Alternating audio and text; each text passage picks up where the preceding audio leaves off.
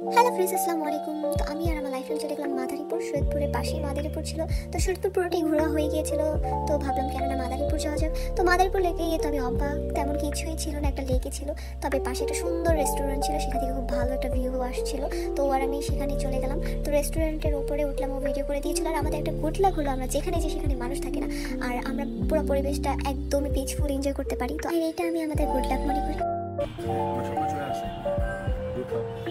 তো পরিবেশটা আমাদের জন্য খুব পারফেক্ট ছিল, যে কোনো কাপলসদের জন্য পারফেক্ট একটা সময়টা।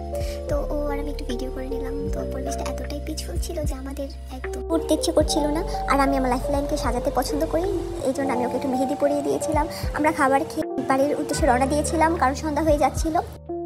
নিচে নামতেই তো আমি অবাক, আমার লাইফের নামকে একটা সুন্দর গিফট উপহার করলো, যা আমাকে খুবই স্পেশাল ফিল করিয়েছে।